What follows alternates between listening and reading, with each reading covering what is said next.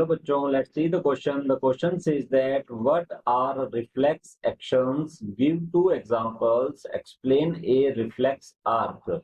तो इस क्वेश्चन का जो की कंसेप्ट है वो रहेगा रिफ्लेक्स एक्शन। यहाँ पर हमें पूछा गया है रिफ्लेक्स एक्शन के बारे में। तो सबसे पहले हम जानेंगे रिफ्लेक्स एक्शन के बारे में। तो यहाँ लिखते हैं रिफ्लेक्स एक्शन। तो रिफ्लेक्स एक्शन जो है ये एक immediate very fast involuntary response होता है अगेंस्ट एक्सटर्नल स्टिमुलाई। तो हम कह सकते हैं ये क्या है, ये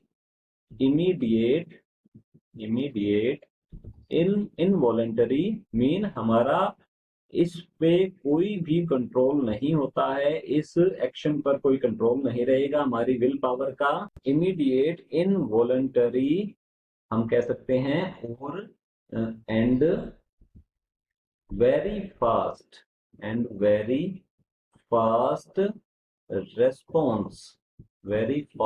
रेस्पॉन्स टू certain stimuli।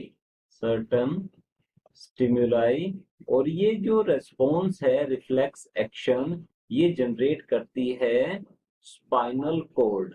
तो यहाँ हम लिख सकते हैं ये रेस्पॉन्स जो है कहाँ से जनरेट होता है, ये होता है स्पाइनल कॉर्ड के थ्रू। तो स्पाइनल कॉर्ड जो है इसे मॉड्यूलेटर भी कहा जाता है।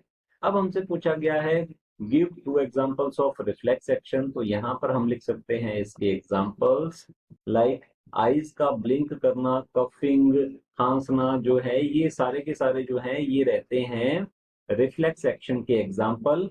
तो यहाँ पर हम फर्स्ट एग्जांपल लिखेंगे pulling our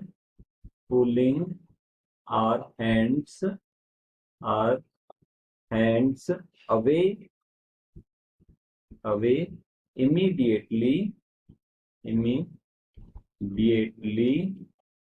after touching a hot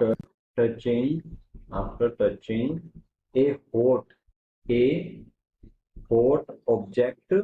कह सकते हैं हम इसे हॉट ऑब्जेक्ट। जब हमारा हाथ जो है ये हॉट ऑब्जेक्ट या किसी गर्म चीज से छू जाता है तो हम उसे तुरंत हटा लेते हैं, इमीडिएटली हटा लेते हैं। तो ये एक रिफ्लेक्स एक्शन का एग्जांपल है। और दूसरा एग्जांपल जो है हमारे पास रहेगा ये ब्लिंकिंग रिफ्लेक्स। ये रहेगा ब्लिंकिंग रिफ्लेक्स। हमारी आईज जो है ये कंटिन्यू ब्लिंकिंग कर रही हैं और ये रिफ्लेक्स एक्शन की वजह से है, या फिर आईज के पास कुछ आ जाता है तो भी ब्लिंक करती हैं। तो ये होता है रिफ्लेक्स एक्शन। तो हम यहाँ लिख सकते हैं इसके बारे में ब्लिंकिंग the eyes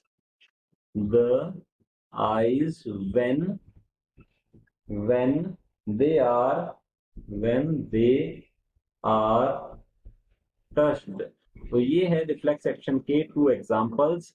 और अगर हम बात करें इसके आर्क की, मीन रिफ्लेक्स आर्क की बात करें तो यहाँ लिखेंगे रिफ्लेक्स आर्क। तो रिफ्लेक्स आर्क जो है ये होता है पाथवे ऑफ रिफ्लेक्स एक्शन।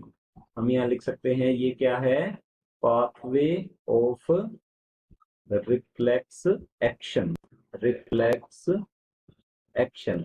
तो इसका पाथवे जो है ये कैसे कैसे रहेगा ये हम देख लेते हैं। तो सबसे पहले जो रिसेप्टर होते हैं, रिसेप्टर जो है जो कि सेंसरी ऑर्गन होते हैं, यहाँ से स्टिमुलस जो है ये परसीव की जाती है और आगे की ओर सेंसरी न्यूरॉन्स होती हैं। सेंसरी न्यूरॉन्स जो हैं इस स्टिमुलस को पहुंचाती है स्पाइनल कॉर्ड तक। तो आगे की ओर आ जाएगा स्पाइनल कॉर्ड और स्पाइनल कॉर्ड से ये जो यहाँ से जो भी मैसेज बनेगा स्पाइनल कॉर्ड से ये जाता है मोटर न्यूरॉन के थ्रू। तो ये मोटर न्यूरॉन के थ्रू पहुंचता है अफेक्टेड ऑर्गन और मसल्स तक। तो ये रहेगा reflex arc. Pathway of reflex action is known as reflex arc. ये है। तो अब हम समझ लेते हैं इसे एक डायग्राम के थ्रू। तो चलिए देखते हैं डायग्राम दिया गया है जो कि रिप्रेजेंट करता है रिफ्लेक्स एक्शन को। तो यहाँ लिखते हैं हम रिफ्लेक्स एक्शन को रिप्रेजेंट कर रहा है। जैसे ही हमारा हाथ किसी गर्म ऑब्जेक्ट को छू जाता है तो वैसे ही रिसेप्टर जो कि प्रेजेंट होते हैं हमारी बॉडी में ये परसीव करते हैं स्टिमुलस को, तो यहाँ पर ए जो दिया गया है ये है हमारे पास रिसेप्टर। तो यहाँ लिखेंगे ए है रिसेप्टर, जो कि यहाँ पर होता है स्किन। तो ये स्किन परसीव करती है स्टिमुलस को और फिर आगे की ओर इन स्टिमुलस को भेजा जाता है, यहाँ से इंपल्स जनरेशन होता है और इस इंपल्स को कंडक्ट करने वाली होती है सेंसरी न्यूरॉन। तो ये जो लेकर जा रही है यहाँ पर एफरेंट पाथवे बनाती है, जो कि स्पाइनल कॉर्ड की ओर बढ़ रहा है ये इंपल्स। तो ये बी जो है ये है एफरेंट पाथवे। तो यहाँ हम लिखेंगे ये रहेगा एफरेंट, एफरेंट पाथ होता है ये। और एफरेंट पाथवे में रेस्पॉन्सिबल होती हैं यहाँ पर हमारी सेंसरी न्यूरॉन्स। तो बी जो है ये क्या होंगी, ये होती हैं सेंसरी न्यूरॉन्स। और फिर ये लेकर जाती है सेंसरी न्यूरॉन्स इस इंपल्स को स्पाइनल कॉर्ड तक। तो ये पार्ट हमारा रहेगा स्पाइनल कॉर्ड, और स्पाइनल कॉर्ड में होती हैं रिले न्यूरॉन्स। तो हम यहाँ लिख सकते हैं, यहाँ है ये स्पाइनल कॉर्ड, और स्पाइनल कॉर्ड में ये सी रिप्रेजेंट करता है रिले। यहाँ लिखते हैं ये होती हैं relay neurons. Spinal cord mainly modulation का काम करता है। ये इस इंपल्स को, जो इंपल्स इसके पास आ रही है उसे प्रोसेस करता है और उसके अकॉर्डिंग मैसेज कन्वे करता है अफेक्टर ऑर्गन तक।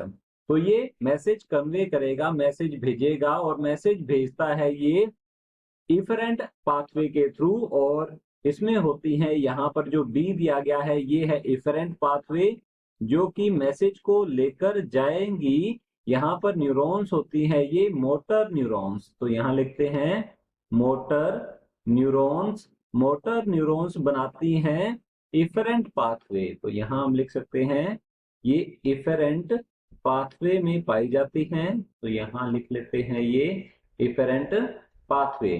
तो मोटर न्यूरॉन्स मैसेज को कलेक्ट करती है, इंपल्स को लेकर जाती है spinal cord to effector organ. तो यहाँ पर डी रहेगा ये मोटर न्यूरॉन्स, और ई है यहाँ पर ये अफेक्टर ऑर्गन। तो हम यहाँ कह सकते हैं ये रहेंगे मसल्स।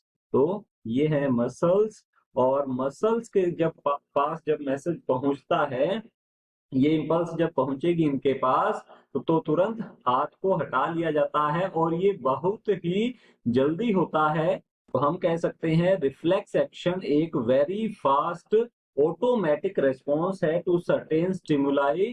तो ये होता है प्रोटेक्टिव। तो हमारा क्वेश्चन का ये फाइनल आंसर रहेगा, जिसमें हमने रिफ्लेक्स एक्शन को अच्छे से समझा है।